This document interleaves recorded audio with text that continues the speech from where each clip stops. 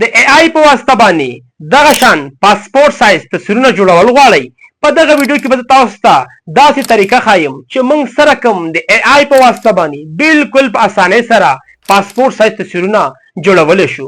اوس تاسو ته دا ضرورت نشته چې تاسو بازار ته لاړ شئ او چاته پیسې ورکړئ چې ما د پاسپورت سایز تصویر جوړ کړه. اوس تاسو کولی شئ چې په خپل موبایل یا په خپل کمپیوټر کې بالکل په اسانۍ سره په یو څو دقیقو کې بالکل فری پاسپورت سایز تصویرونه جوړ کړئ. نو که تاسو دغه ویډیو خوښه شوه نو زموږ چینل لایک کړئ، سبسکرایب کړئ او د نورو ملګرو سره یې ضرور شیر کړئ او خپل نظر د دې ویډیو په هکله باندې ضرور په کمنټس کې ولیکئ. نو راځو د کمپیوټر سکرین ته او دغه طریقه په مکمل ډول باندې بالکل په اسانۍ سره زده کوو.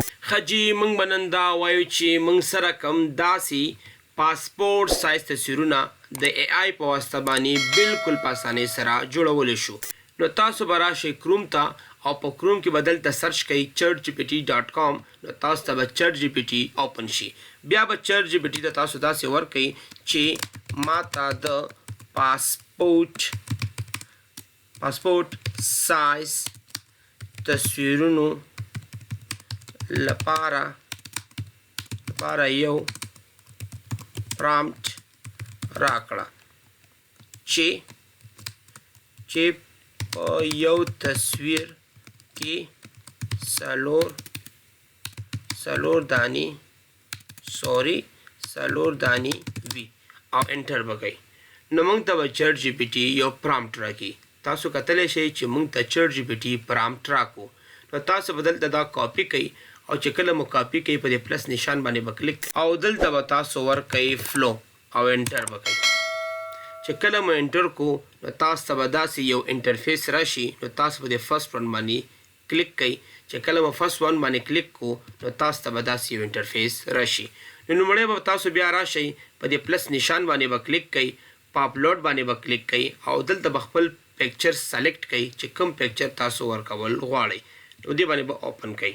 چې اوپن هم کو بیا به لږ غوندې کې ویټ وکړئ. د ویټ څخه وروسته به تاسو ته داسې یو انټرفیس راشي. نو ایډ ټو پرامپټ به کوئ او بیا چې کوم پرامپټ کاپي کړی دی هغه به دلته پیسټ کوئ. خو د هغې نه مخکې دلته راشئ او دې ته اندازه وټاکئ. ته یاره دغه اندازه مې پکار ده او 2 ریشو زما 2 دانې پکار دي. اوکې، نو بیا به دلته چې تاسو کوم پرامپټ کاپي کړی وي هغه به دلته پیسټ کوئ. نو کنټرول وي به ووهئ، هغه به دلته شي پیسټ شي. چې کله پیسټ شو نو بیا په دې باندې کلیک کوئ. نو اوس به موږ ته تصویر جنریټ کی. تاسو به لږ غوندې کې ویټ وکئ. نو تاسو کتلی شئ چې موږ ته څومره ښایسته پاسپورت سایز تصویرونه جنریټ شو. تاسو په دغه نشان باندې بیا کلیک کوئ او په ډاونلوډ باندې به کلیک کوئ او په 2K کې ډاونلوډ کوئ. نو تاسو لږ غوندې کې ویټ وکئ او به تاسو تصویر ډاونلوډ شي. ښه جي، نو زموږ تصویر ډاونلوډ شو. نو اوس موږ راځو ډاونلوډ ته او خپل تصویر چې کوو چې موږ ته سره کوم جنریټ شوی دی. نو تاسو دلته راشئ او دا اوپن کړئ. نو تاسو کتلی شئ چې موږ ته ډېر ښایسته پاسپورت سایز تصویر بالکل په اسانۍ سره جنریټ شوی دی. ښه جي، نو په دغه ویډیو کې ما بالکل تاسو په اسانۍ سره ګایډ کړئ چې موږ سره کوم پاسپورت سایز تصویرونه د ای آی په واسطه باندې جوړولی شو. نو که ستاسو دغه ویډیو خوښه شوې وي نو زموږ چینل لایک کړئ، سبسکرایب کړئ او د نورو ملګرو سره یې ضرور شیر کړئ او په کمنټ کې مو خپل نظر د دې ویډیو په اړه باندې ولیکئ. والسلام.